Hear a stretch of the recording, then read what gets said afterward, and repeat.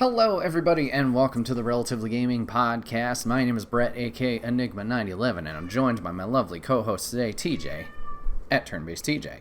How are you, sir? Doing good. Give me a high five. Oh, wait. Yeah, There we it's go, not nailed it. gonna Cool. work. Yeah. Yes, as you can see, we're back in our normal premises, and you can hear Artemis is back on the microphone with lots of opinions about our news stories today and the ones we talked about in the past. But if this is your first time joining the show, first off, hey, welcome. Thanks for popping in. What we do here every week is new episodes drop over on YouTube and Spotify at Monday, 12 noon Eastern. You can check out the episode there. We talk about the weekly news, what we've been playing. We go over a fun mystery section, and then we look to the future and see what we're playing next, whether it's something in our backlog or something that is upcoming and releasing soon.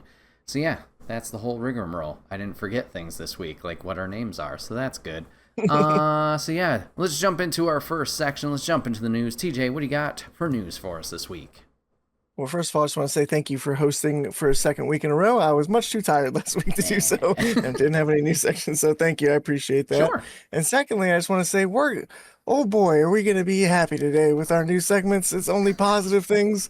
The gaming industry is definitely not collapsing in and on itself like a black hole, or it's definitely all the good things are happening. And speaking of good things happening, I'll just go with the biggest news story of the week, the most positive one, which is confirmed via official announcement on the PlayStation blog. Sony is ending the production of physical discs in January 2028. Any games released before then are unaffected, but there will be only digital releases of games after that point. Bret, but I've got more news stories to go off of that. Actually, that spawned two news stories in and of itself. But before I get into that, what do you think about Sony ending disc production? Yeah, it sucks ass. It's not great. I know some people have put out some numbers there of like what the disc-based audience actually is, where it's like 20%, something along those lines. But as more intelligent people have been reporting on it throughout the week that I follow, it's not just a PlayStation thing. It's like how this is going to affect game preservation, as we've talked about, and then Stop Killing Games movement, or at least that's tied into it, as well as game prices. Because if everything's just locked onto the Sony storefront, and let's talk about exclusives, for example, you can go in the Sony storefront right now, and games that have been out for a few years, they're still charging full price. There will be sales, don't get me wrong, from time to time, but it's not the gradual, hey, this thing is old, let's bring down the price over time, and it will be less expensive. I don't know if that's per se every title. I think God of War Ragnarok was used as an example that I had seen. So yeah, it's as someone who, granted, I have a decent amount of digital library that has accumulated over the years, but, you know, I still like my physical games. I try and be smarter about it now because space is limited, where these are either really anticipated games or they're like my most favorite games that I just want to have there so I can access it any time. And now that that option's being taken away, granted still a year and a half, it's a big bummer. We could have seen a little bit of this coming with the PlayStation 5 going discless for their Pro, and you had to get an additional disk drive to plug into it. External is the word I want.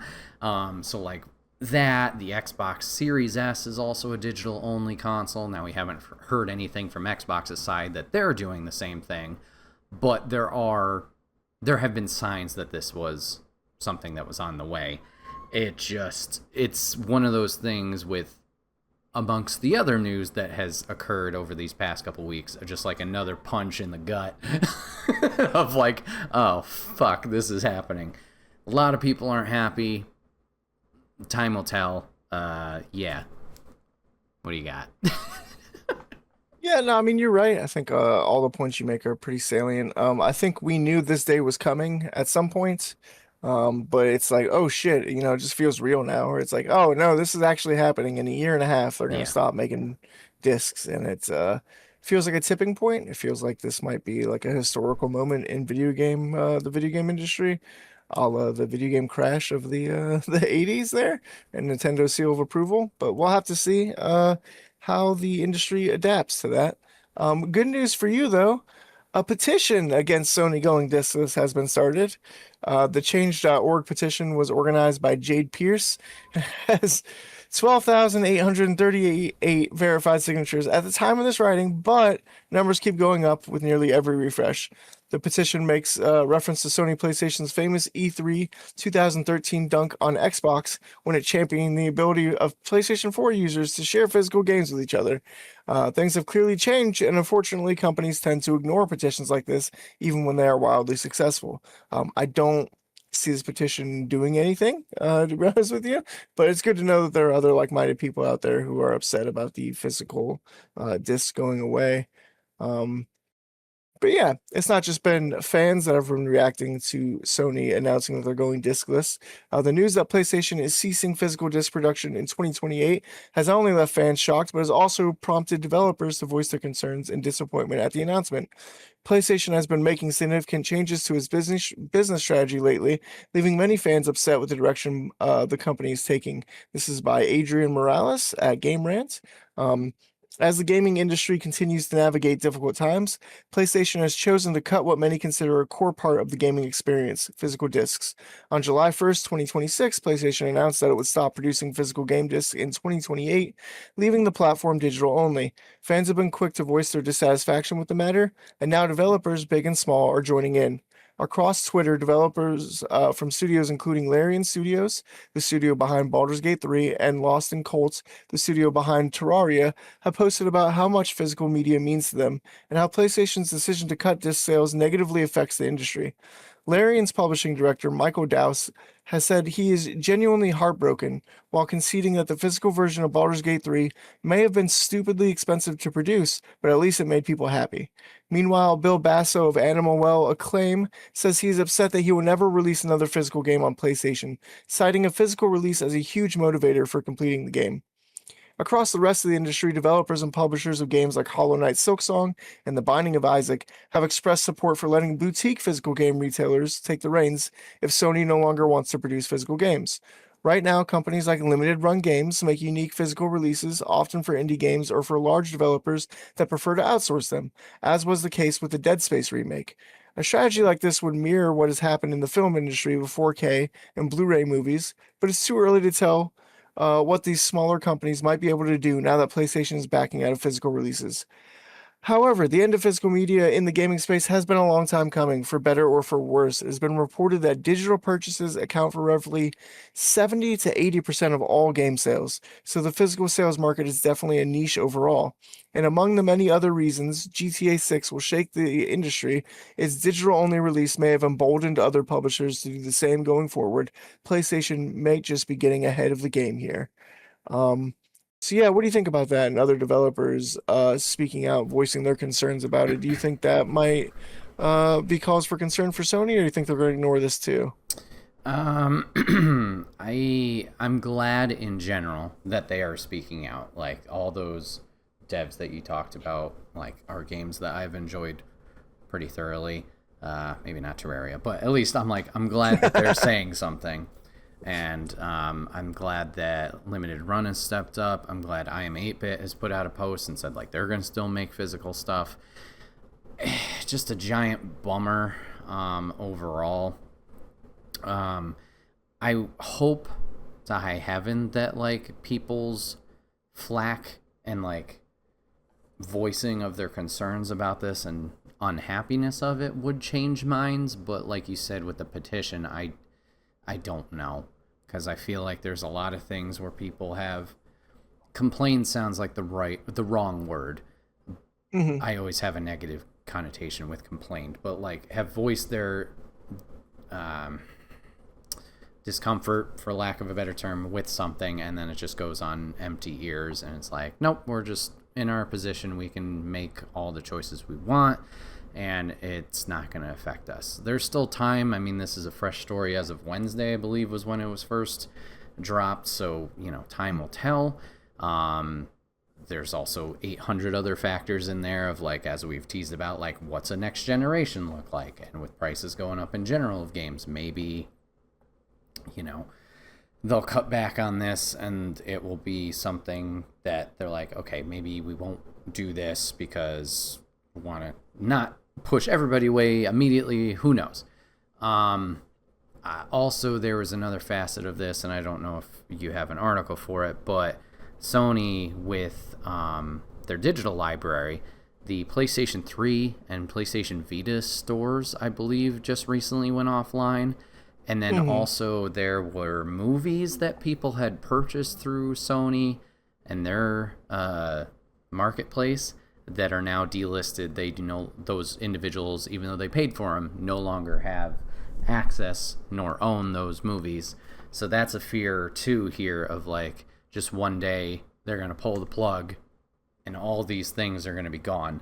Like, at least with the disc, if a game is delisted from the storefront, I can still access said game via whether the game's on the disc or the game's got a key code type thing.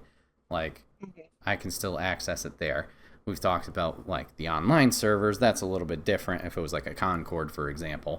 But in terms of other titles that are more of a single player experience, that would be fine. But yeah, it's just a big old bummer. Yeah. Yeah, I would say it's a big bummer overall, but like the article goes on to say, I think it is going to be the trend of the future. The movie story, I don't have an article for it with Sure. the movies being pulled down by Sony, but I do remember it was over 500 movies, so it Yeah. wasn't an insubstantial amount. That's pretty sizable, and that is the risk that we all take with digital purchases. I mean, Steam could say that I no longer own Elden Ring if they wanted to. Yeah. And that would really suck because I have so much time into it, but they could do that. That's within their right. So that's kind of scary. I do think it's funny though that Nintendo, I just got Star Fox. We talked about that in last week's episode, and the whole game is on the cartridge. So Nintendo is technically still making games on cartridges, and I think it's funny that potentially Nintendo will continue to make game cartridges while game discs end. I never thought that cartridges would outlast discs. Yeah, we'll have to see. I mean, like I said, Xbox hasn't made their voice clear yet of what they're doing. Nintendo hasn't either. So for the moment, yes, Nintendo's keeping up with that. So we can hope that's the case. I wonder also, like, okay, the disc compared to the fucking key card, like, I don't know the storage limits on each. Would a different medium help? Would that just be a more beneficial thing? Granted, like, in comparison, the Switch does not have the graphical fidelity and, like, size scale of games in comparison, perhaps. Like, the Star Fox being on there, I think that's one of the rare few instances, right, where the game is on the key card specifically. So Yeah, like Donkey Kong Bonanza's on there and stuff, but yeah, like bigger game, like Mario Kart is not on the yeah. cartridge. I believe that's a download. Okay. So, like, would that even matter if, like, PlayStation Xbox transferred to something like that? If it's just the same thing where it is a download code or a key code where, hey, you own this, or rather, like, this is inserted in the disc, you are allowed to play said game. Like, would that help if they changed the medium? I don't know. I don't know what the cost of a production of a CD compared to a key card is. You would think a CD would be mad cheap because CDs have been around for a long time, but who Right. knows? And maybe it's also just something like, don't print so many. Like, maybe they're just printing a fuck ton, and then it's just like they're all sitting on, well, not all, but like there's a lot sitting on shelves. It's waste. Like, maybe that could be something. I wish they would maybe tackle something a little bit differently, or something like a different strategy instead of just ripping the band-aid off and saying no. Like, even if it was a delay, like, okay, the game comes out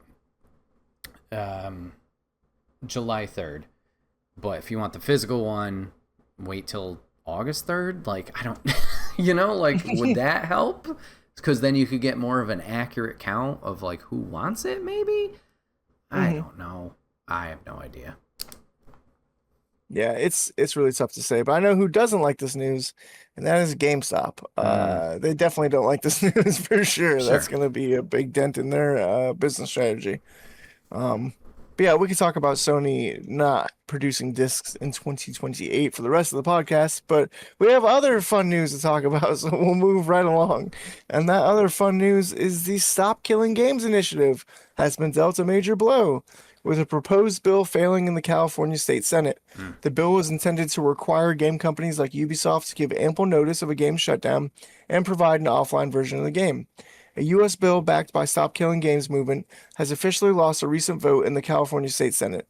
The Protect Our Games Act, proposed by Assemblyman Chris Ward, failed with a count of 4 yes votes, 3 no's, and the remaining Senate members abstaining.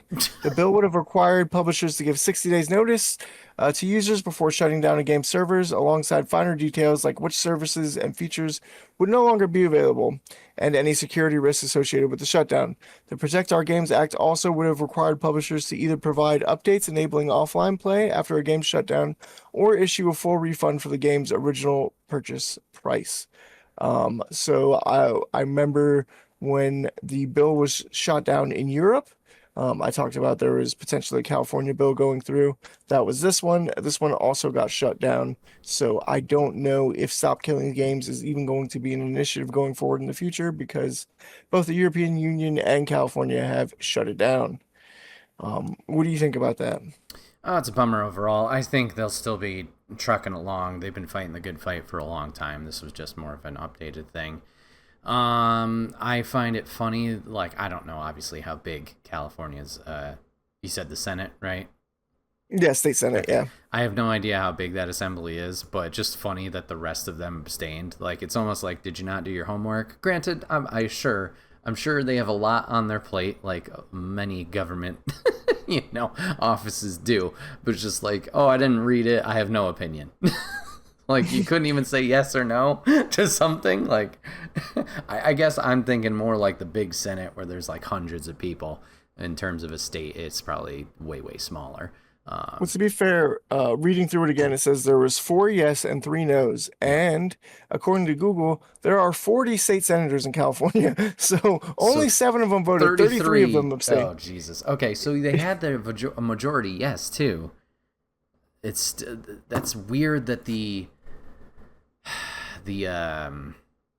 ones who didn't voice an opinion, abstained, thank you, that still polls more weight than positives. Now, because, like, if they have the majority positive, at least in terms of giving an answer, why doesn't that move forward? Does it have to be, oh, you have to win by so much more? Because to me, that seems stupid, and that could be in the government talk and history, and that's not a strong suit of mine at all. But, like, I don't know. That's kind of a responsibility of the 33 motherfuckers who didn't answer. Like, you got to do something here.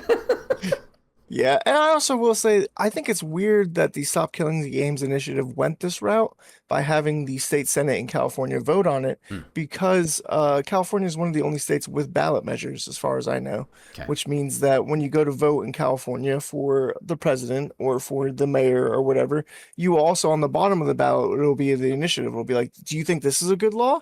And you can vote yes or no on it. Yeah. So they could have put it on the ballot like that, had it be a ballot measure. And let the people decide on it. I think that probably would have been favorable. I think most people would have said, yeah, I'd like companies to have to provide servers to offline games like that.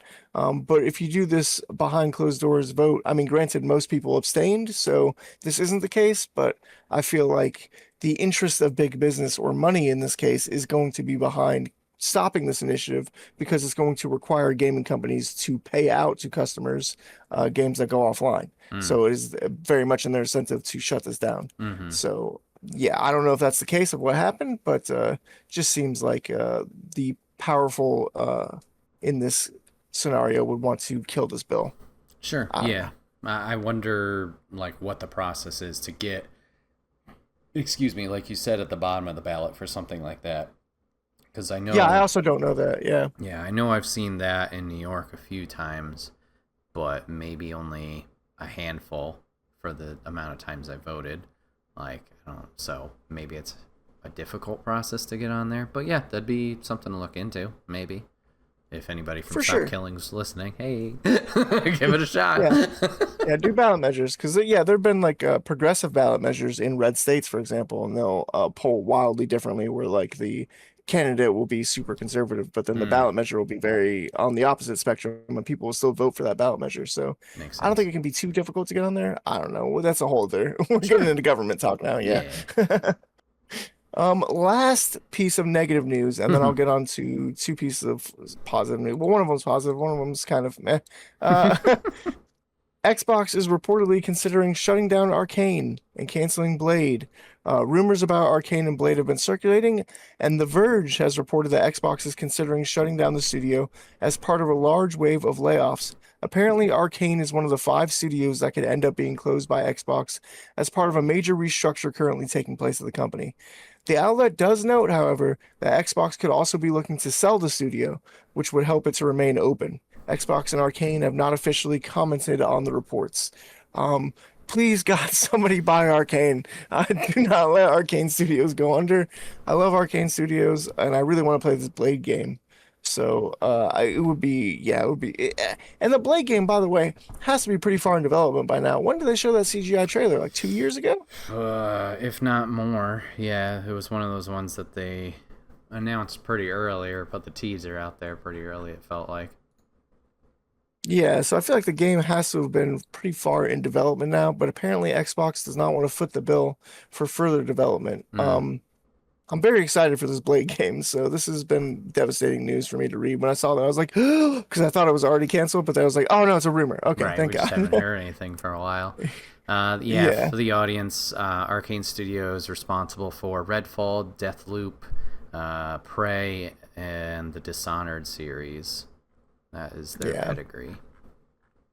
They have such a like whenever they make a game, something about it. Like it's like a little cartoony their style, like a little cel shaded, Sure. but it's like so solid. Like the engine, I don't know what engine they use, if they use their own in-house engine or if they're using Unreal or whatever, but their game worlds always seem very solid and you can like mess around with them and stuff and they won't break at all. At Yeah. least in my experience. Yeah, from their website, Marvel's Blade was announced December 7th, 2023, so at the Game Awards that year.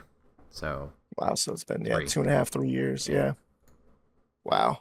So let's hope that it's got to be far away, in development by now. There's no way they can throw this game away. Come on. I don't know, we But would hope, but yeah, we've heard studios taking 10 plus years, so I don't know. yeah, we'll have to see. On to the lukewarm piece of news. I'll save the good piece of news for the end. Uh, a classification rating from Brazil's Ministry of Justice and Public Security System has seemingly leaked a new game from Nintendo called Metroid Ravenous. Hmm. While the rating does not offer fans much to go on, many are speculating that this is the next 2D entry in the series.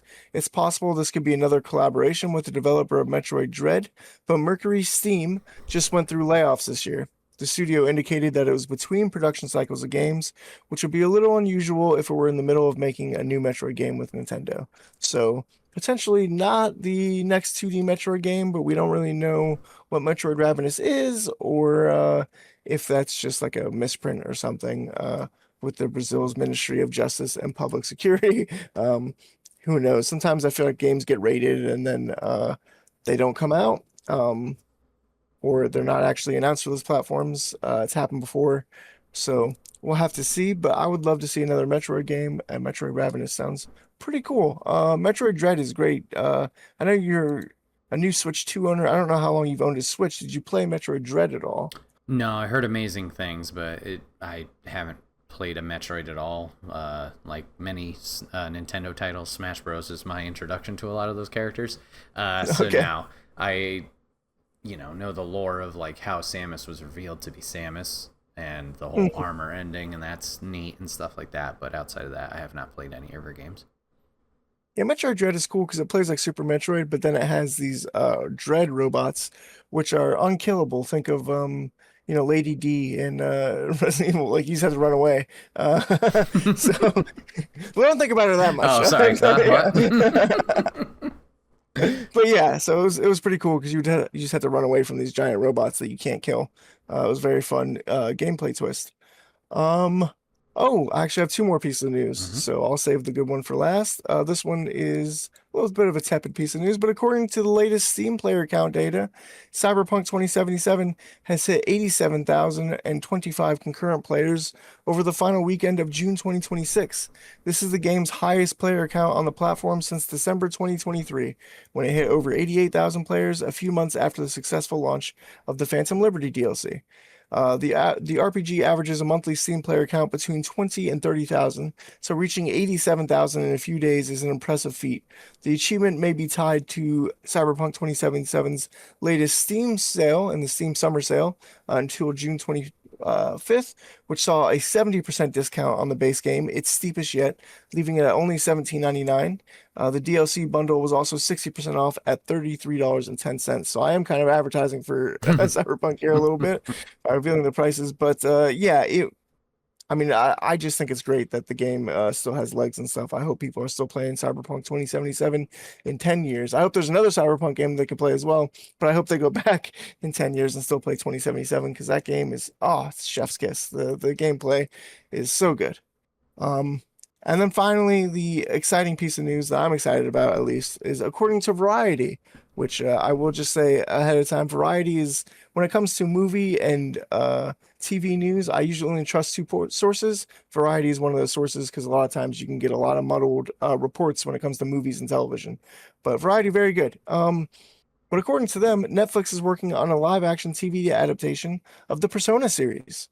Per the report, Christopher Monfett has been chosen as writer, executive producer, and showrunner of the project.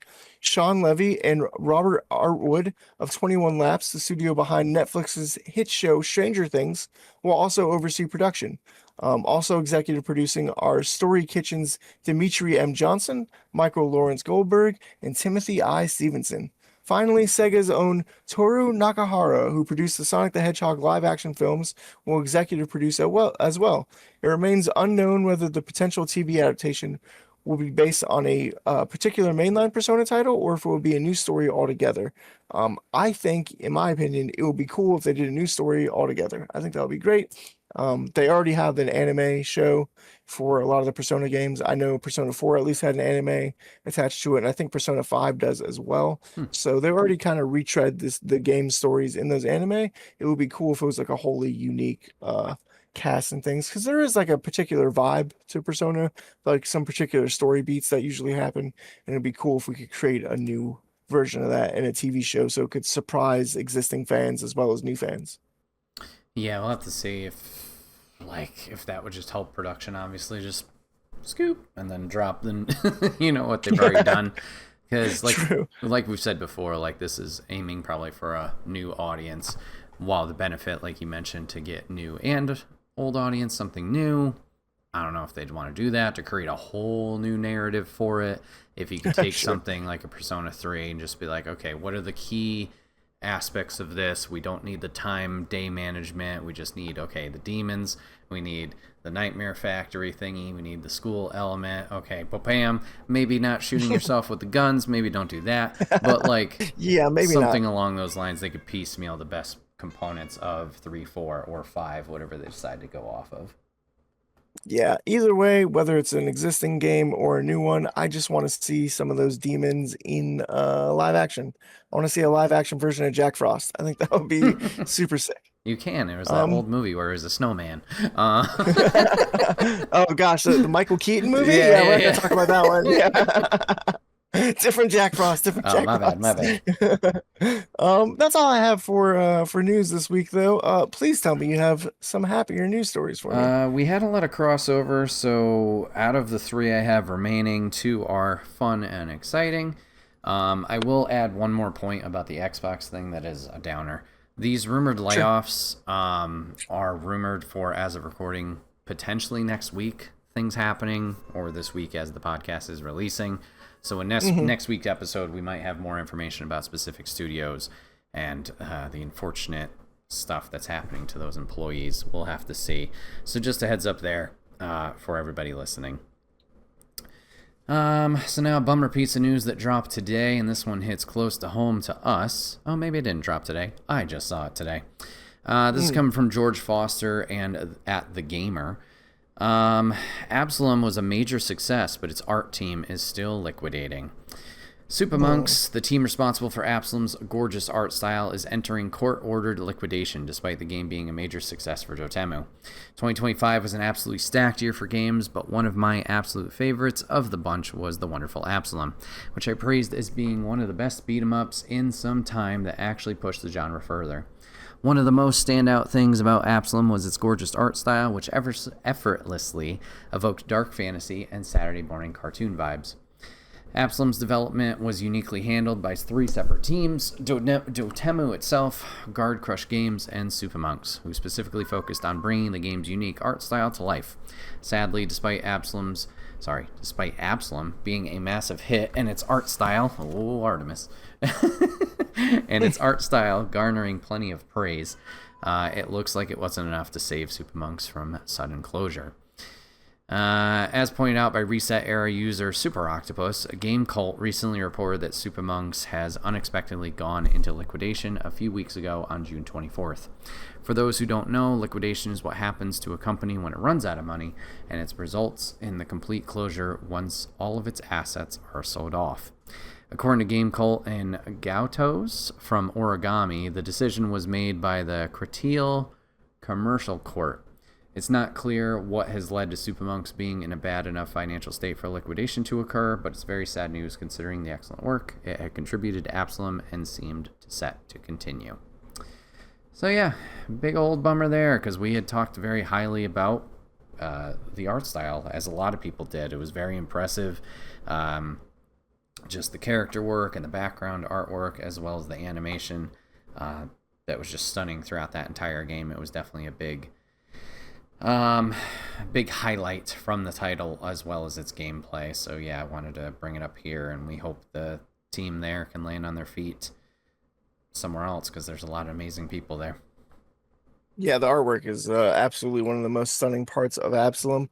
It's a little sad that the story is a little sad, but it's a little sad at the state of things that when you started this news topic, you said the art team at Absalom, and I was bracing for AI. I was just getting ready for it. So it's sad that that's where my mind goes, where I assume things.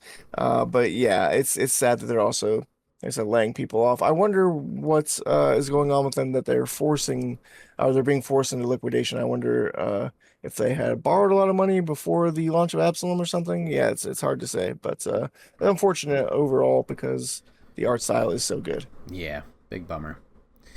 All right, not to make light of it, but I am moving on to our 2 positive pieces of news, which I'm surprised you didn't mention one. EVO USA was this past week. And there was a lot of fighting game tournaments that had occurred, and a lot of fun fighting game announcements that had happened. First one I'm going to be talking about is a game that you've hyped over the past couple months, and it's Avatar Legends. The fighting game Year 1 Pass DLC characters have been revealed. Publisher and developer Gameplay Group, this is from Sal Romano at Gamatsu. Publisher and developer Gameplay Group and publisher PM Studios have released open digital pre-orders for Avatar Legends, the fighting game, as well as announced Year 1 Pass characters Bolin, Ty Lee, Lin Beifong, Uncle Iroh, and an additional character to be decided through a limited time community vote. Uncle Iroh. Let's see. Here are the details. Bringing the rich worlds of Avatar, The Last Airbender, and The Legend of Korra to life, Avatar Legends, the fighting game, offers dynamic combat and expressive bending mechanics built for both fighting game veterans and casual fans alike.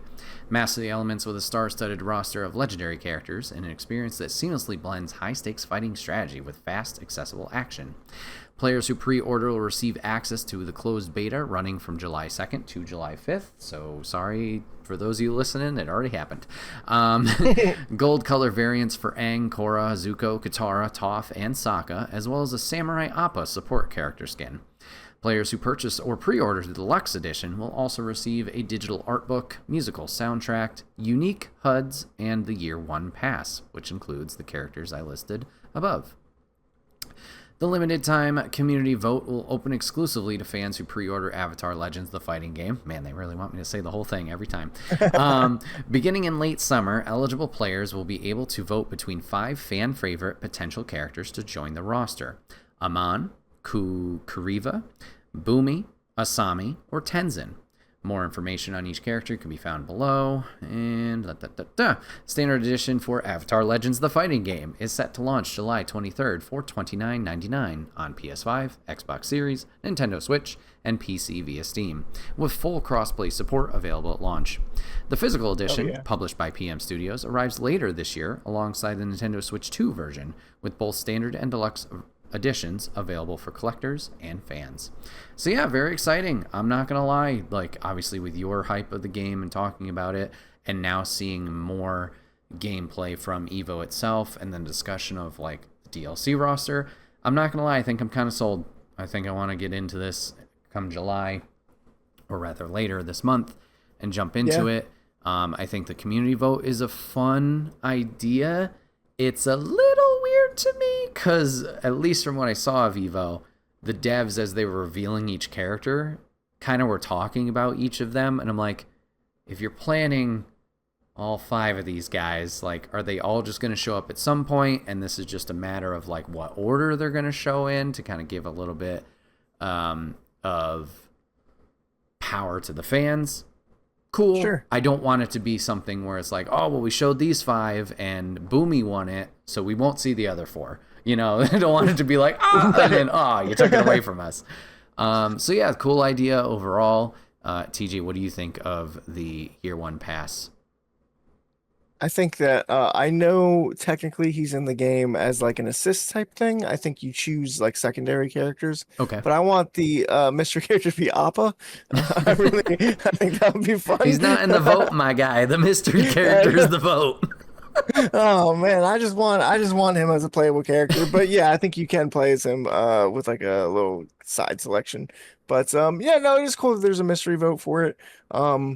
I didn't know that they were going to stagger the physical release and have the Switch 2 release later on. So that's going to give me pause. Like, I don't know if I'm going to jump in July or if I'm going to wait to get a Switch 2 physical release. Yep. I'm not sure, because if I wait too long, then, well, Marvel Tokon comes out in August, I believe, and that's going to take up all my fighting game time. So I really need to pick my battles here. But sure. Yeah, it looks, I'm getting more and more hyped for the game.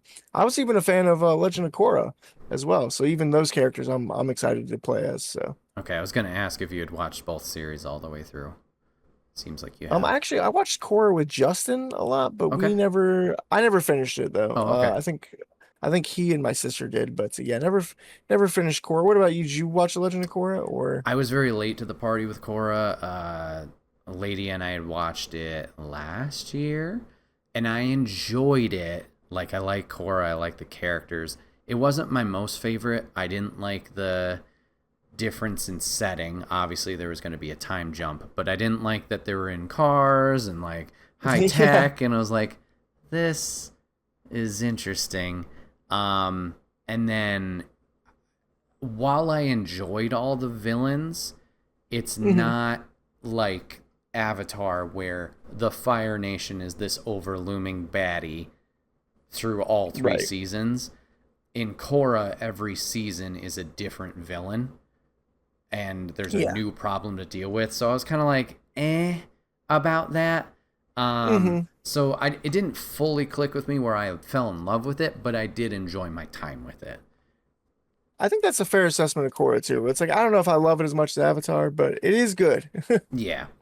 So yeah, seeing, like I said, the Year 1 DLC here, and they did a nice split of 2 are from Last Airbender, 2 are from Korra, so that's cool.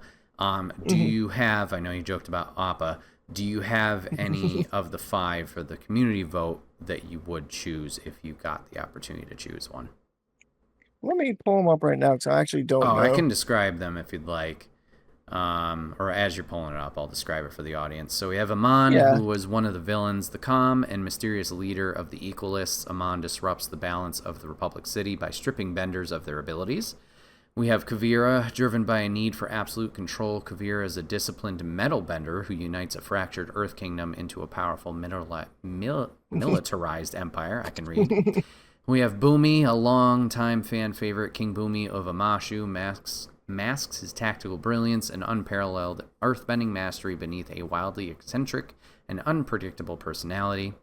We have Asami. Utilizing her brilliant engineering mind and cutting-edge technology, Asami Sato proves herself as a formidable non-bending fighter with a highly dependable ally to Korra's team Avatar.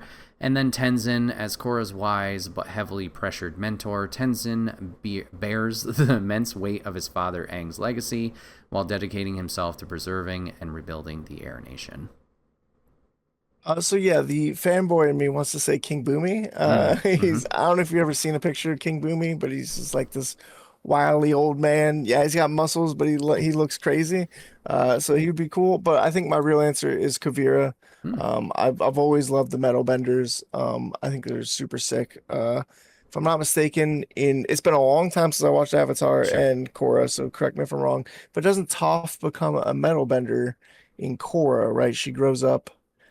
It's not in Korra. She discovers it in Last Airbender. She gets captured at one point, and she's put in a metal cage by I can't remember the guy's name, but them, and she's just there punching the wall trying to break out, and then eventually she discovers there's little like rocks in the metal cage or some shit that allows her to break out. So she invented it, and then passed it on to her daughters, and then Kavira, I remember, learned it from somewhere. So yeah.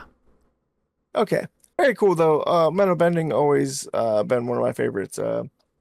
Type of bending in the Avatar universe. It feels kind of like your Magneto. So anything Magneto adjacent is going to be cool to me. So yeah, Kavira would be really sick in the game for sure. Yeah, I agree. Boomy's probably going to take this one because everybody loves him. I kind of want I kind of want Amon in here. I just really like his look, and he was pretty formidable in the first season of Korra, so I'd be looking forward to him. Yeah.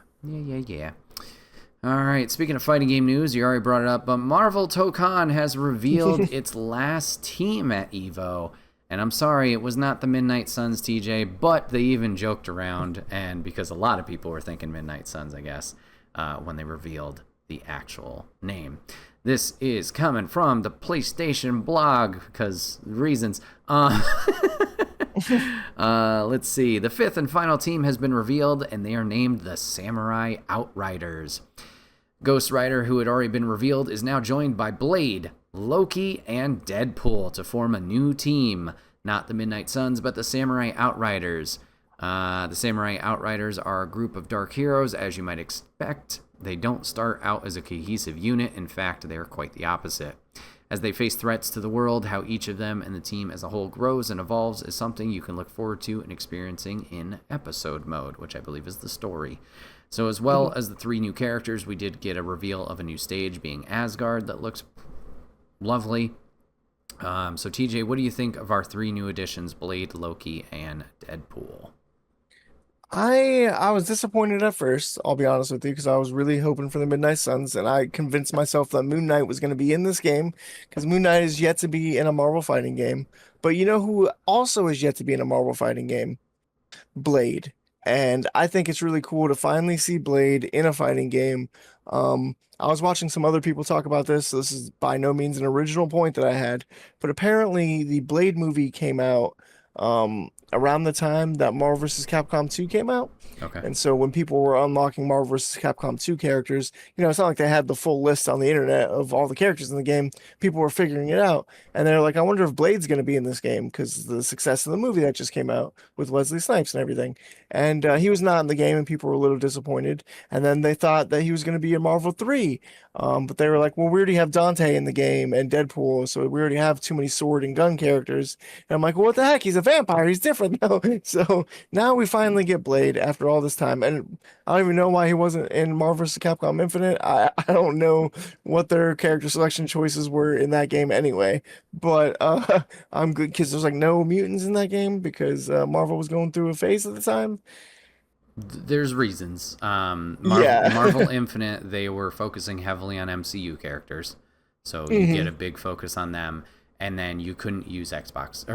You couldn't use X-Men characters. You couldn't use Yeah. X-Men characters because Fox owned the rights. That's why they were not prevalent in video games at the time.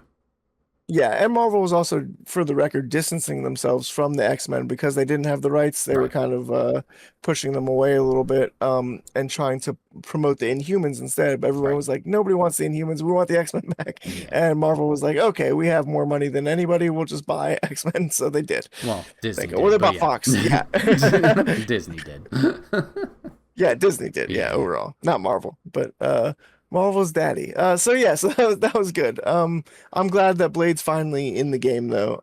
He's finally in a fighting game. I think that's going to be really cool. I can't wait to see the moves they give him and stuff. I want to see if they're going to give him some vampire abilities, like maybe he can regain some health with like a bite attack or something. I think that would be sick. So yeah, I'm just very excited for that. But there's another character who I think you were probably excited for. Brett, are you excited for Loki to be in a fighting game? I am. Boy, they made him all himboized. Shocker. Yeah, very excited for him. As you mentioned with Blade, like this is his first appearance in a Marvel fighting game, to my knowledge as well.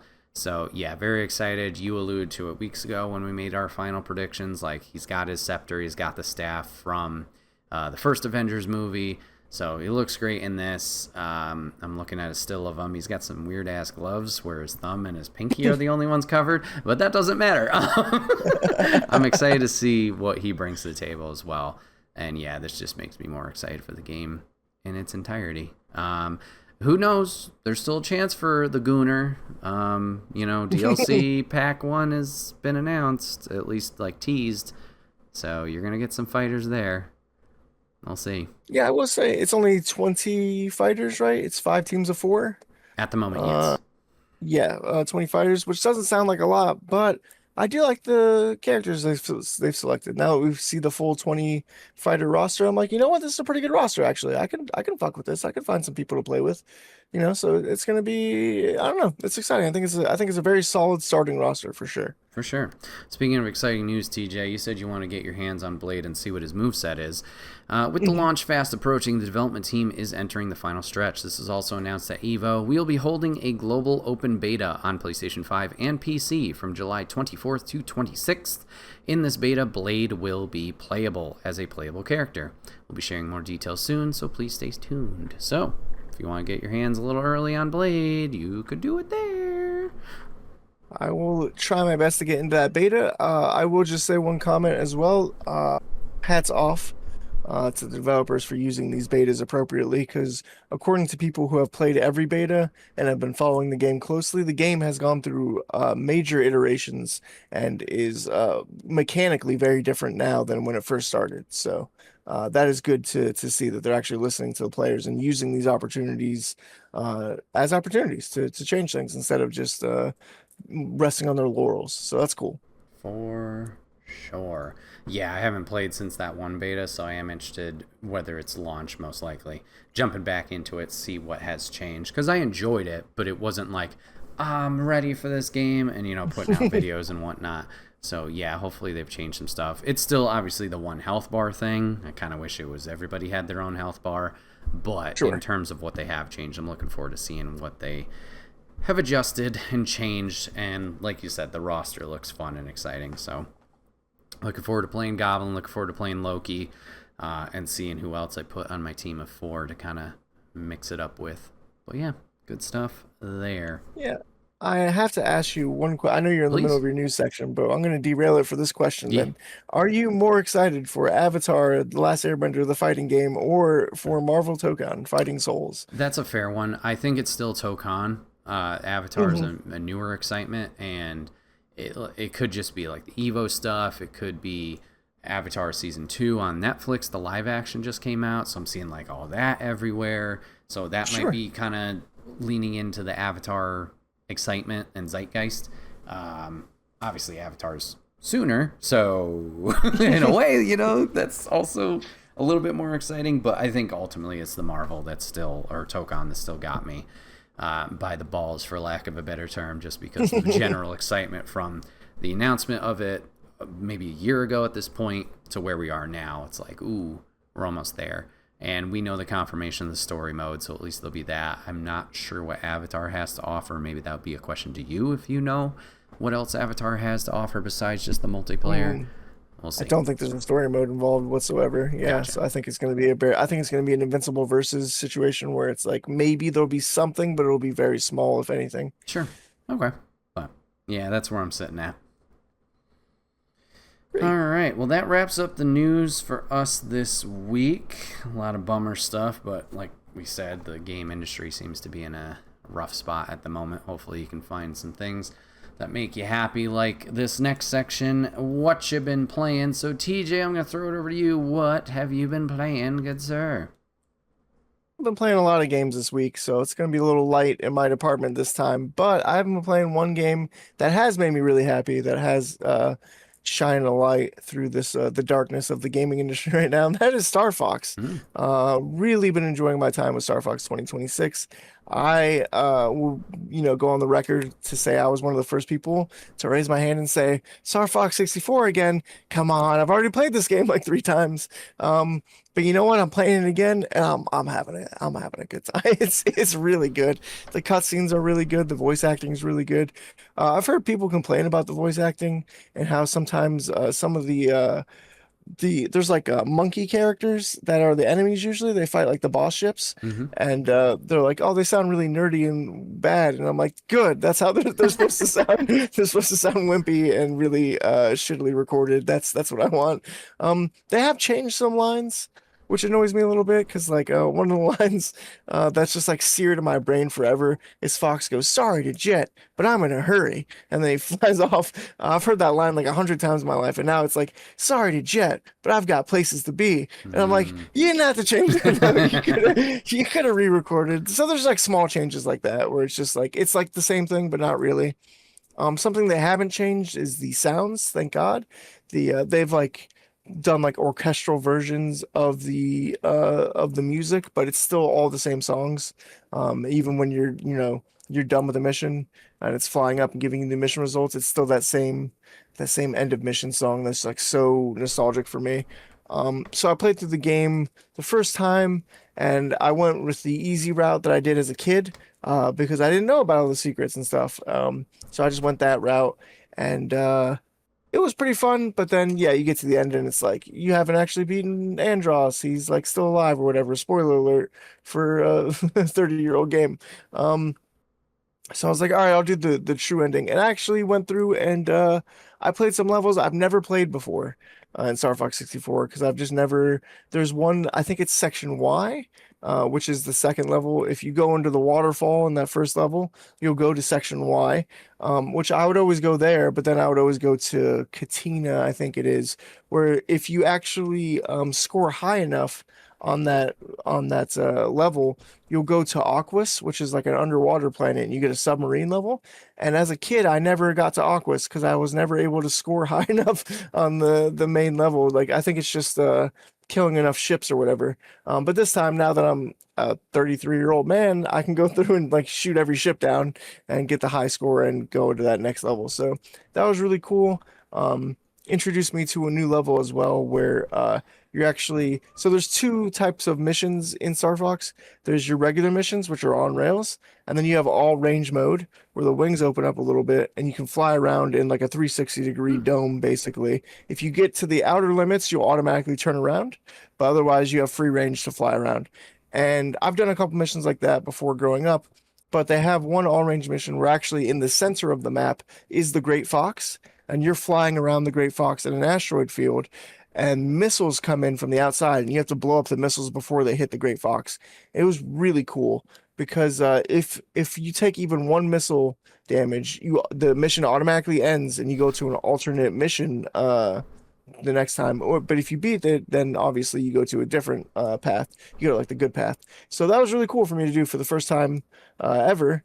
Play through that. I was like, this is really thematic and cool, and I failed quite a bit. Those missiles are hard to shoot because the angle of when you're flying in, then you're like flying behind the missile trying to shoot it down, and you're like, you can't hit it. It's, yeah, I figured out you had to come in from the side to get enough damage on it. But yeah, it took me quite a few tries to figure that out, so I failed a lot. But it was cool that now you can actually retry missions in Star Fox. So you can actually just hit retry mission and go back and get the alternate path if you want to, which is really cool as well. That's really helpful. Before in the 64 version, if you didn't get the alternate path, well, tough cookies. You got to play the whole game over again and try and find it. So cool that there's some accessibility options. They also have medals under each planet to tell you like some challenges you can do. There's a whole challenge mode, and there's also I forget, I think it's called like elite mode or something, but it's like a very difficult version of the game where enemies will be in different placements, and also you cannot continue. So if you get a game over, it's automatic. You just that's it. So I haven't even unlocked that mode yet. So it's there's still a lot of content for me to play through. Having said that, again, I was wrong when I said you could beat Star Fox 64 in like 20 minutes. I think my brain, my kid brain, kind of compartmentalized that.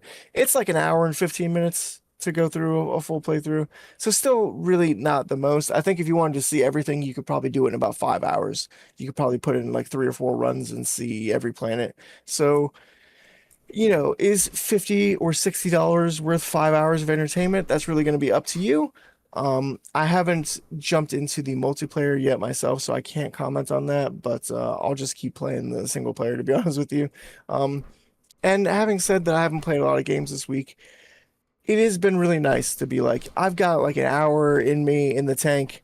Let me just fire up Star Fox and I'll play through some levels and then I can go to bed and not worry about trying to do like a gaming marathon. So just really been enjoying Star Fox. I can't wait I think I've unlocked every level except for one, because you have to like you have to get the right alternative paths in 3 planets in a row and then fail on the 4th one. And I didn't fail on the 4th one or whatever to get this one special planet. So yeah, I'm gonna try and do that, get all the planets, get all the challenges and stuff. But I think it'll just be a fun game to pop in every once in a while.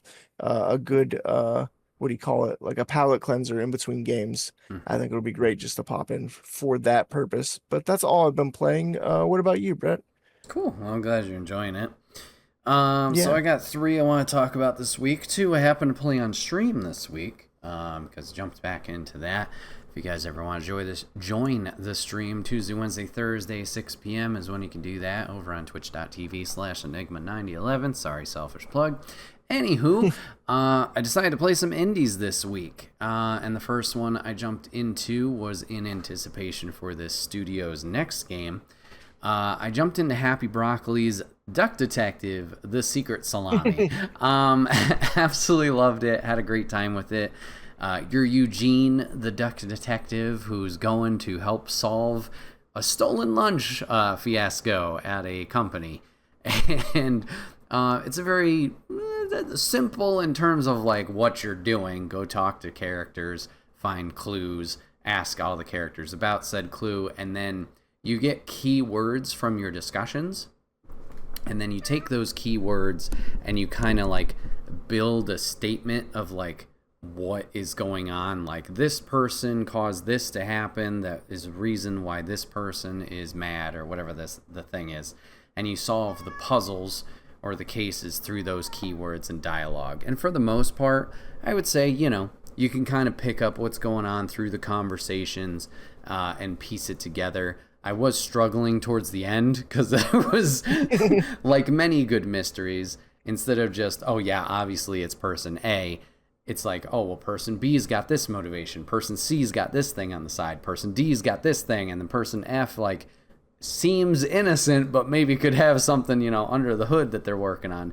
So once I got to the end, I had a lot of strings and narratives that I was trying to put together of like, well, this person's doing this and this person's doing this and they're working with this person.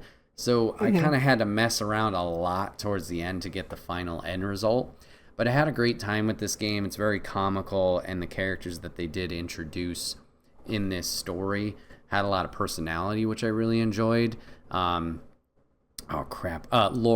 Angst, I think, was my favorite character. She's a little receptionist cat character who's like working overtime and never sleeps. And she's just like this bubbly personality on the phone with customers. But then when she talks to you, she's just like, I can't do this. this right now. I'm so busy. Just yelling and like panicking and stuff. I loved her character, and there was a lot of entertaining people in there as well with the rest of the cast. Overall, the game took about 2.5, 3 hours, if that. Had a lot of fun with it. A very easy platinum if people are looking for platinums to hunt down. And it was so good, in fact, that I have already bought the sequel, Duck Detective: The Ghost of Glamping, and I'll be playing it this week as this podcast releases. So if you want to check it out, that'll be Tuesday. So I'm excited to jump into that. And it just makes me more excited for Apple Crumble, which is the next game that these guys are making out on the murder mystery with the grandmother there. So had a great time with that one. I just want to make 2 comments on that if I could. One, I had a really good time watching your stream with Duck Detective, so it was a very good streaming game. So definitely check out twitch.tv/Enigma9011 next week when he's doing the sequel, because it was very fun and funny. Okay. And secondly, I have a recommendation for you. If you like Duck Detective, where it seems like a lot of people have motivations for the murder, I would recommend The Murder on the Orient Express, the movie with the guy who did Thor. I can't think of his name right now. Taika Waititi or no, the original Thor. Kenneth Branagh. I think is his name. He plays Hercule Poirot.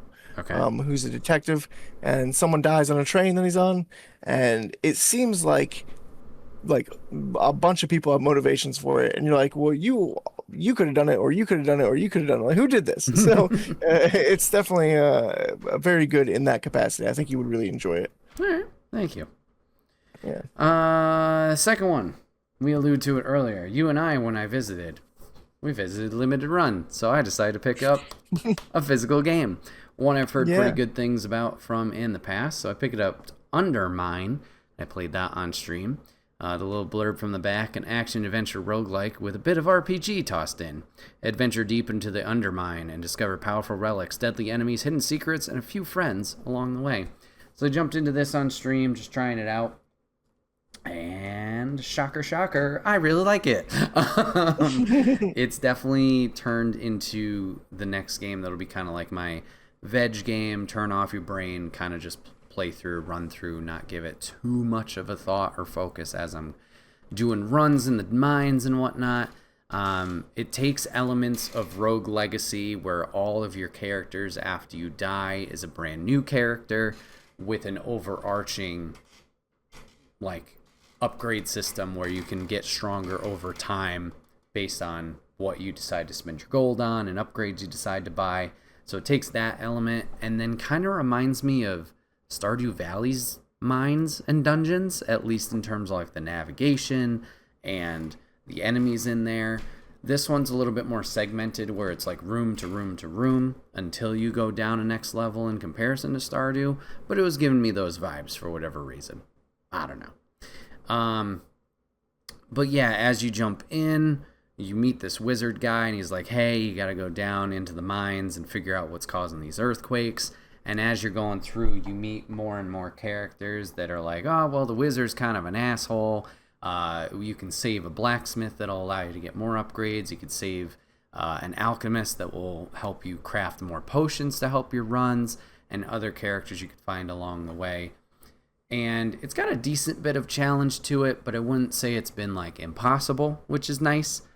And it's been fun running through. I've gotten through the first section, or what they deem as the first section, and I'm now in the dungeon, I believe is what they call it. And that has picked up a little bit in difficulty, as you would hope and as you would expect. But like I said, it's never felt like, oh, I got gypped of something or something seemed unfair. All the runs have been like, oh, I just didn't manage my health well enough, or I took a bad shot, or whatever it is. And it's very easy to get back into it after you improve, jump back in, try it again, and see if you can get farther next time. So I've been really enjoying Undermine. I think this is one you might like as well. Maybe check out the footage first, because I know Enter the Gungeon we've talked about. Obviously that's shooting. This is not. You just got your little sword, which you can swing. You can throw it, and it recalls back Thor's hammer or Kratos' axe, which is a nice thing for the ranged attacks. And outside of that, you have bombs to blow up and find secrets if you want, as well as keys. So if you have keys, you can go into locked doors and determine your path a little bit more in terms of your exploration if you want to see every nook and cranny. There's one teeny tiny thing I have a little bit of hang up with this game, and it's the dodging. You don't have a dodge roll.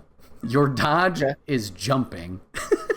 So you do this giant like kangaroo jump, and that's how you avoid projectiles. I find it really, really weird because every time I see something coming at me, I'm like, I just want to roll because of all the other games, but I can't do that. So I found myself kind of running around a little bit more, just like backing up slightly to avoid attacks instead of using this jump. But I think it might just be one of those things with repetition, using it. I'll get used to it eventually. But that's something in my head I'm like, keep hitting this wall with for now. But yeah, Undermine has been a good time. It's been out for a while. I think 2020 is when this released, if I'm not mistaken. Yeah. So check it out. See if you can pick it up on sale somewhere.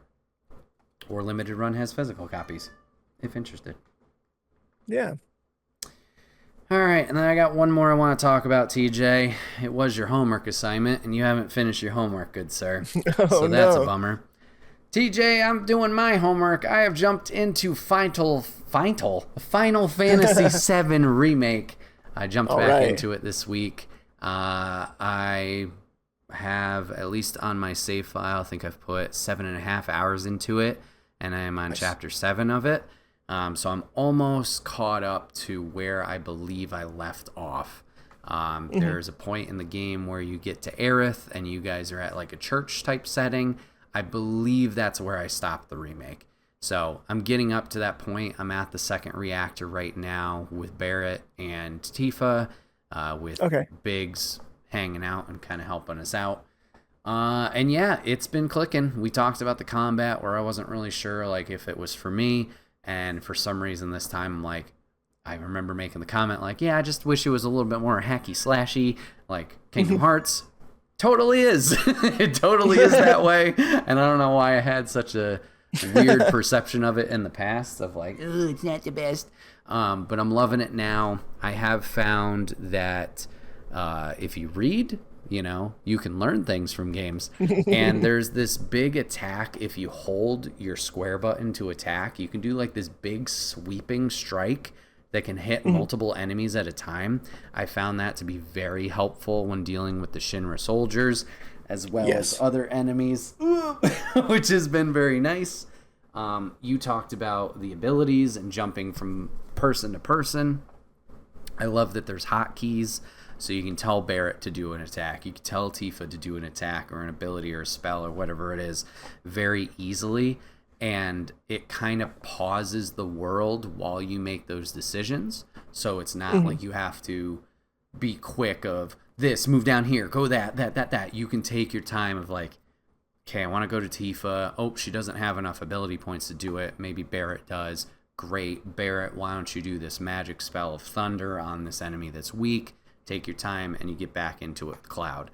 And then, also the freedom, while 95% of the time I am playing with Cloud, I like that you can also take over the other characters. You mentioned loving playing with Barrett. If I want to hop to Barrett and just be like, and just hold and shoot some stuff, or go with Tifa and punch and kick to my heart's content, I like that they give you that freedom as well. And I'm excited to try... I think in this game there's only Aerith that will be the last playable character, but like eventually if I get to Rebirth, or rather when I get to Rebirth and Revelations down the road, I'm excited to see what a Red 13 does, to see what a Vincent does, see what a Sid does, and how they play in comparison. So yeah, I've been really enjoying it. I've remembered most of it as I've been kind of replaying it in terms of a story and a dialogue. So nothing's been like super duper new. I did forget about Roche, I believe is the guy's name, or how it's pronounced, the motorcycle lad. So that was like, oh yeah, I remember I sucked at this part the first time I played it. Did much better with him. I alluded to you that like they seem to have added obviously a lot of things in terms of the separation of the three games, and the shadowy figures were not in the original. I don't think Roche was in the original, but maybe he's post Midgar and somewhere else in the remainder of the game. So he's been a fun addition, and I know there's other, I believe they're called Turks. I believe there's other like miniature characters you're going to see. I remember there was a red-headed gentleman towards that Aerith section where I stopped that you have to deal with. So I'm excited to see what's going on there and what they've alluded to with the Shinra organization and like, okay, how am I going to deal with this? Because I obviously have my comparisons to the original, and beating for what I know contains what remake will be about. I'm excited to see what else will be added there. But yeah, been enjoying my time with it. I was hoping to be a little farther, but not bad. 7.5 hours in, being at chapter 7. Came in here with some good stuff. So yeah, TJ, I know I was invading your space, a week and two ago. Are you still hoping to finish FF7, or has it unfortunately been like, it's been 2 weeks, now I don't care about it? Like that gap, No, I plan on playing it this weekend. I'm hoping that next podcast I have more updates. That's why I was saying for this week I didn't have a lot, because I was hoping that Final Fantasy VII would have been that fill-in. But I've just been so tired that, like I said, I've been gaming for like an hour at a time. Yeah. So that's why I'm just like, I'll just throw on StarFox. Mm-hmm. But yeah, I'm hoping for next week, because I think I'm at like 26 hours. I think I'm on chapter 16. Okay. I think there's 18 chapters. So I think I've probably got like 4 or 5 hours left.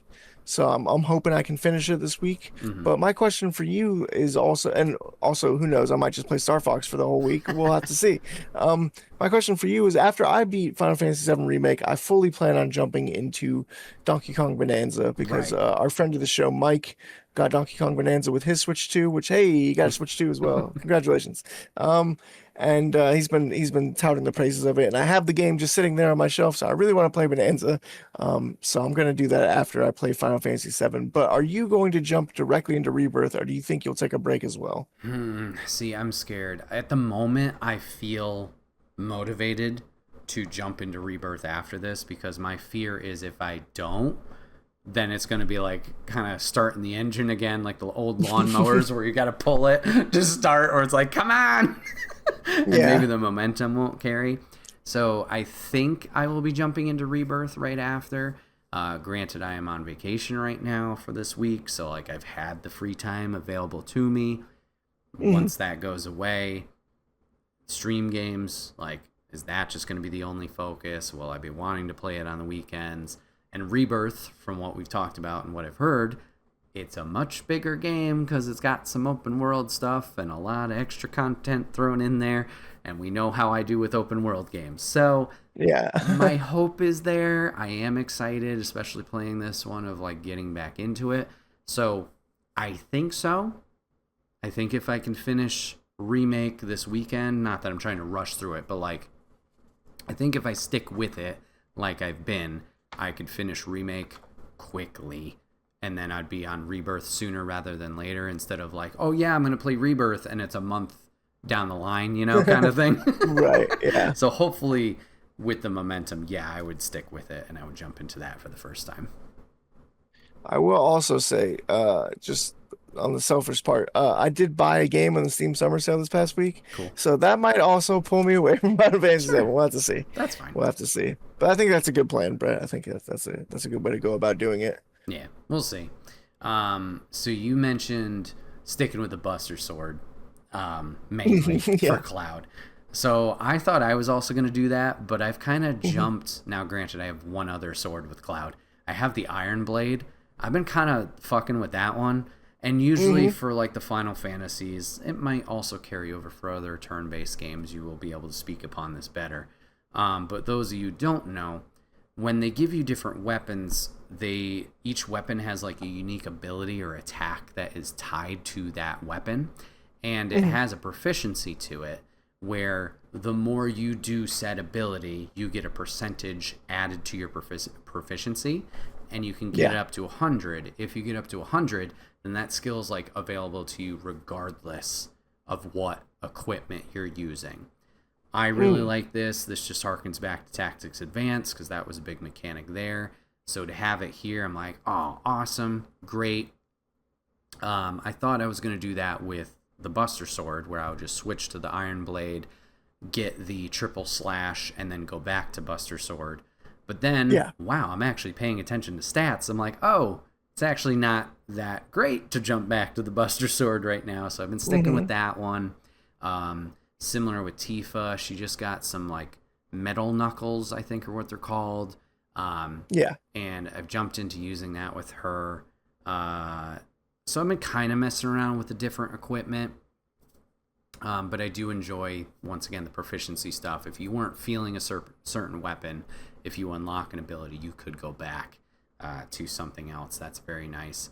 And I will say that triple slash kicks so much ass. I have used that way more than the Buster Slam. I don't remember what it's called. Braver. Braver, thank you. Yes. I've been using that way more often. But yeah, I've been enjoying the combat a lot more, as I've been saying. I would say defensively, I still have a lot to work on. I haven't died yet, but there's some times where I'm like, I'm taking quite a few hits here. Maybe I should get better at this. Yeah. So I'm trying to get better at reading that and doing the dodging. Dodging is pretty hard in the game because you're juggling so much already that the dodging, like on top of that, like I feel like it's been hard to do that. I agree with you. Where defensively, I feel like I've had some shortcomings for sure. Yeah. But overall, yeah, I've been enjoying my time with it. I know it's like, this game came out years ago and you're finally getting around to it. Yes, I know. But loving my time with it and looking forward to seeing what's next with Rebirth. Yeah, I hope you continue to play it because there was a part that shocked me with the 30-year-old spoiler, and I kind of want to see. You may have already been spoiled because you played the original game past that point, but I want to see what your thoughts are on it. So I don't want to spoil it. So well, we might have talked about it off stream. Is it just the crew? Is it the Avalanche crew that you're talking about?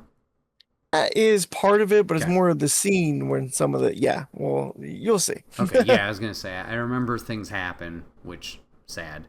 But I don't remember exactly what happened. So yeah, I'll definitely get to that and have my heart broken because Jessie's still number one for me, even though she's a big tease from what Wedge says. I'm falling right for the trap, brother. So we'll see. It's been a good time. Great. Very nice. All right, so it's time to move into our next section, which is our fun mystery section, which tends to be, kind of a quiz. So guess what? It is a quiz. It's the last minute quiz. You brought up StarFox there, TJ. Have you played a lot of the StarFox titles? I've played specifically 64. I've played StarFox, the 3DS remake of 64. I also played, I don't remember what it was called, so you're going to have to help me. Sure. But it was a Star Fox game on the DS where you don't actually control a Star Fox. You draw a line of where the ship goes on the bottom screen. And he would fly in that direction. And then I would cry because I'm not actually controlling Star Fox, and I wish I was just controlling the plane. What was that game called? Do you know? I don't think it was either of the ones I have on the screen right now. Star Fox Command. Oh, okay. Yes, 2006 video game. So I played Star Fox Command. Okay. And I don't think I've played Star Fox Zero. I played Star Fox Adventure, which has nothing to do with Star Fox whatsoever. There's dinosaurs in that game. And and there's a pirate dinosaur. And also, I think I played Star Fox Zero and was so frustrated that I sold my Wii U. So that's been my history with Star Fox. Hopefully that's good enough. All right, well, we'll see. So, yeah, poor planning on my part. These are two quizzes that I have for you. Neither are made by me. I would like to give a shout out to 06Paynch, Paynch, over at funtrivia.com because they made both of these quizzes. Okay. Both quizzes are multiple choice quizzes, TJ. 10 questions each. However, there's a very silly rule because they are blank or blank trivia quizzes. So, the first quiz is going to be 64 or Command trivia quiz. And the second will be Adventures or Assault trivia quiz. So there's going to be 10 questions, like I said. All questions are pretty much asking, is it this game or is it this game? So, for example, all of the answers will be Game 1, Game 2, neither, or both. So those Okay, are always your 4 options. I can obviously repeat them whenever you need me to, but that is the sure. basic premise. Do you have any questions before we start? Yes. Do you specifically, you, Brett, do you hate me? No, I'm just kidding. No. We're ready I'm not typing to all Smash Brother characters again. go. I'm just kidding. This sounds fun. Thank you for pulling up these quizzes, and I'm looking forward to it. Sure. All right, let's jump into the first one. Or actually, I can ask you, do you want to do 64 or Command first, or do you want to do Adventures or Assault first? Let's do 64 in Command because those are the two Star Fox games I played the most. All right, we'll start strong. Question number 1. Which game has Andross as the final boss? Remember, your answers are Star Fox Command, Star Fox 64, neither, or both. Well, I don't think any player in the history of the United States or Japan has gotten to the end of Star Fox Command. I think that no one has finished it, so I don't actually know what the final boss is, but I'm assuming that it's probably the plot of Star Fox 64 again, which means you fight Andross at the end. So I think that's it's going to be both, actually. All right, he says both. And, oh, are you not going to tell me the answer? Oh, son of a gun. What? Don't leave me in suspense. I know. One at a time. Oh, okay. Maybe if I do one at a time. There we go. Okay. No. Okay. So you said both. Unfortunately, the correct answer was Star Fox 64. Okay, that's fair. I was taking a guess on I was taking a gamble on the Command. Yeah. It was a good try. All right. Question number 2. Which game has the characters Bill and Cat? 64. If that's both, I'm gonna scream. It is both. Gosh. Come on, man. This is impossible. Yeah. Okay. Question number 3. In which game can you play other characters besides Fox in campaign? Only Command. That one's just Command. That is correct. Excellent work. All right. Question number 4. Which game has the character Tricky? Command. I don't remember Tricky being in 64. That is incorrect. The answer was neither. Neither game had Tricky. Damn. Okay. Question number 5. Which game has the enemies called the Anglars? I don't know, man. Command. It's got to be Command. It is correct. Command had the Anglars. Okay. Woo. Question number 6. Which game has the vehicle called Landmaster in it? Star Fox 64. I don't think they did that in Command. I think it was all planes in Command. You are correct. Very nice. Sick. Question number 7. In which game can you find some of Andross's bioweapons? I'm going to say just 64. Just 64 is his answer. Unfortunately, it was both. Both had Okay. bioweapons. Question number 8 for the first quiz. In which game does the Star Wolf team consist of Wolf, Leon, Pigma, and Oikoni?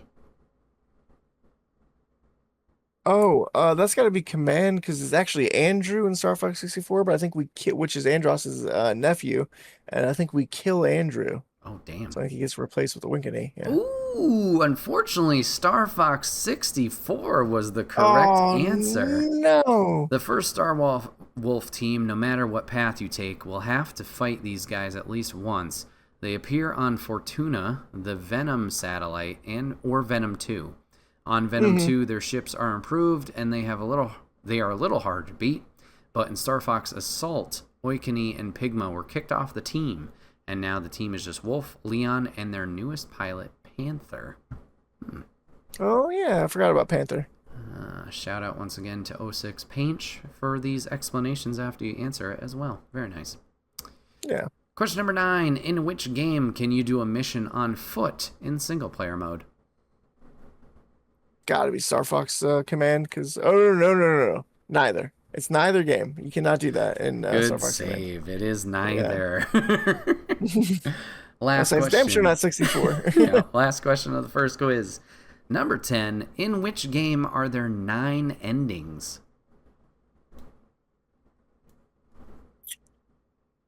I'm gonna say Command. I don't think there's 9 in 64. I think there's probably like 3. Answers Command. He is correct with Command. Very good. Nice. Just double check. For the record, Okay. one of my least favorite games of all time, Star Fox Command. I hate that game with a burning passion. To answer your question about Star Fox 64, Star Fox 64 only has 2 endings. They are both on Venom, but Star Fox Command has 9. Wow. All right. Interesting. So you're at a 5 out of 10 so far on the first quiz. We're moving to our second quiz. This is about adventures, Star Fox Adventures and Star Fox Assault. The answers will be the same. It will be Adventures, Assault, neither, or both. Here we go. Great. Never played Assault, and I've played a very small amount of Adventures. Let's do this. Bummer. Question number 1. Which game has the enemies called the Aperoids? I'm going to say Star Fox Assault. I actually do remember that. It's like an invading galaxy thing, yeah. Sorry, 1 second. Star Fox Assault is correct. Very nice job. Sick. Question number 2. In which game does a member of Team Star Fox die? Jesus Christ. Spoiler.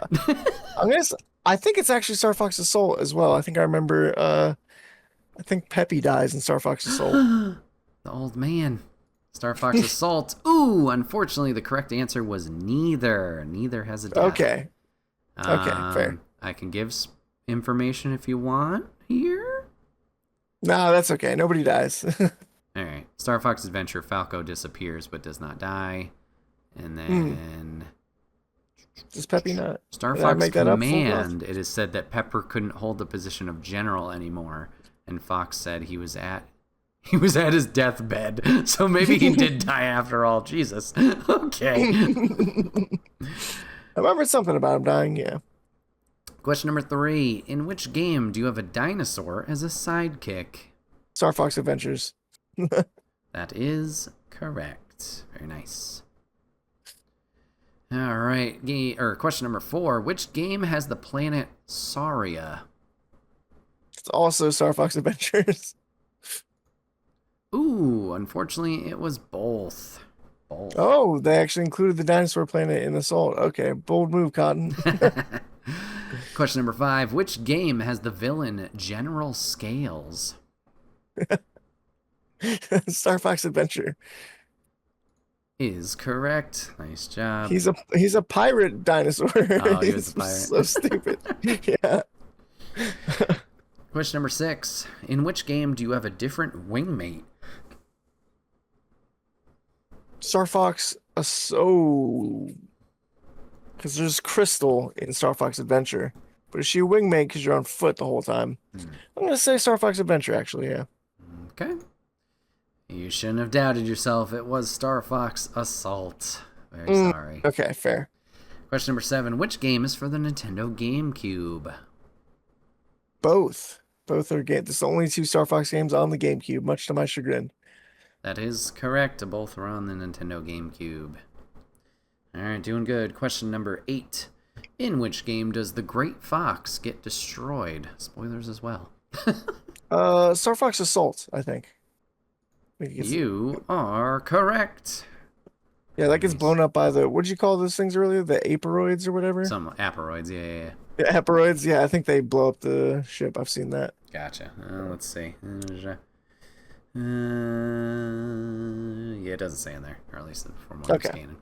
Question number 9. Which game has the final boss battle on the planet Venom? Gotta be Assault, or neither. It's one of the 2, but I have to choose one, so I'm going to say Assault. It was neither, unfortunately. Oh, man. And last question for both quizzes. In which game do you have a staff as a weapon? Star Fox Adventures. Star Fox Temperatures. You are correct. Very nice. You got 6 out of 10 correct on the quiz you thought you wouldn't do well on. Well, I knew as soon as you were going to say dinosaur or crystal or general scale, I'm like, that's all Star Fox Adventure for sure. Yeah. Fair enough. So out of the 2 quizzes today, you got a total of 11 out of 20 correct. So nice job. Once again, shout out to funtrivia.com and 06 Painch over there for making those quizzes. We appreciate you. Awesome. A good thing that talk about StarFox this week, so it all ties together. Exactly. All right, well, that's going to head into our final section, which is, hey, what are you looking forward to playing in the future, whether it's a backlog title or something that has yet to release? So, TJ, what are you looking forward to playing next? I've already talked about this game in this exact section, if I'm not mistaken. However, today, at the release of the podcast, it is 7/6/26. Tomorrow will be 7/7/26, and that means that Doom the Dark Ages Revelations DLC comes out. I'm very excited. Here's the blurb that they put on Steam, because they finally put it up on the Steam page. Hell freezes over in Doom the Dark Ages Revelations, an all-new campaign expansion that unleashes a brutal new chapter of the Slayer's saga. Wounded and betrayed, the Slayer is thrust into a merciless purgatory, only escapable by confronting haunting truths and forging new strength with the help of a mysterious ally. He must ascend from the prison of his mind and fight an abomination of the gods to set his followers on the path to freedom. Featuring new levels with deeper puzzles, new demons, and new mysteries, Revelations opens up a whole new dimension of combat. The all-new Deadly Chain Spear offers returning Slayers a unique, satisfying combat system, one that rewards mastery and enhanced power and mobility. Also included in the highly anticipated Repertorium 3.0, adding DLC content, 3 new maps, new demons, and fully upgraded new weapons, plus deeper customization, improved passcode generation, and saving plus loading personal presets.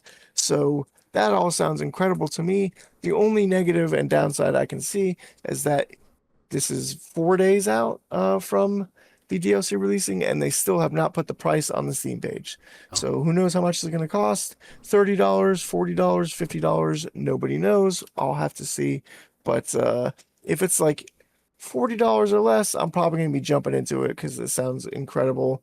I've re-downloaded and installed Doom the Dark Ages on my PC in preparation of doing so. So I need to play and get back my skills and everything. Are you looking up the date? No. The price, sorry. Yeah, I was trying to see if maybe the PlayStation Store had it through the PlayStation app. I got a premium upgrade add-on. I don't know what that means. That's for like all the deluxe skins and stuff. It doesn't include DLC.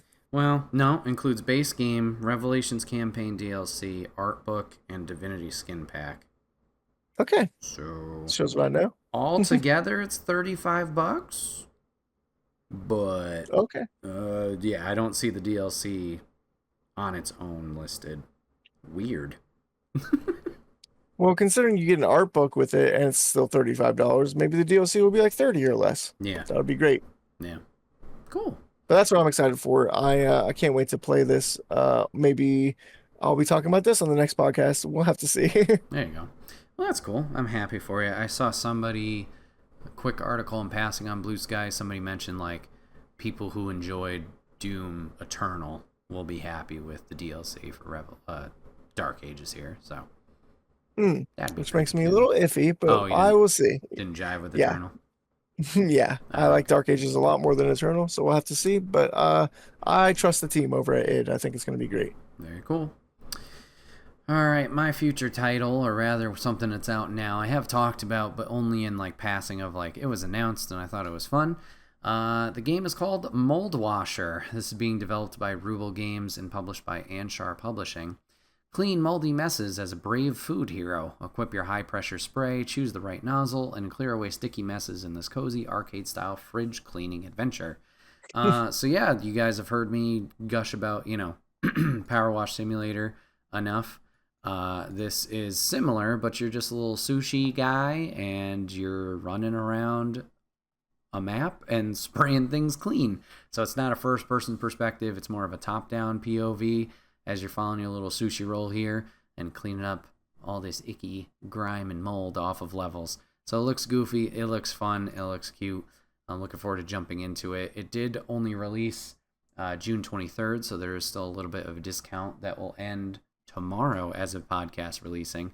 It's currently on sale for $8.09, and it is only $8.99 normally. So if you missed the sale, it's still cheap, under $10. You can jump into it over on the Steam side of things. That is unfortunately the only platform for it. But yeah, looking forward to jumping into it and cleaning some grime and whatnot. Well, now you can. It's the first game you can buy on your Steam machine. So Yeah, I didn't get that for my birthday, so no. All right. Well, everybody, that's going to wrap up this week's episode of the Relatively Gaming Podcast. We appreciate you guys hanging out with us today, giving us a watch and giving us a listen. If you ever have a topic of discussion for us or ever have a topic for discussion you want us to follow up on in a future episode, put it in the comment section down below, and we'll get to it as soon as we can. But if you like what you heard, if you could help us out, there's a few things you could do. Number 1, like the video. Number 2, subscribe to the channel so you don't miss episodes. And number 3, spread this to somebody or share it with somebody you think would also enjoy it. Really helps us out, helps the channel grow, get some more cool people like you in our audience, and we would greatly appreciate it. But once again, thanks for hanging out. TJ, as always, thanks for recording, good sir. absolutely, thank you for the quizzes. Thank you. A lot of fun. And everybody, we will see you next week, and we will also see you, as I make my joke, on physical media. Bye, guys. Bye.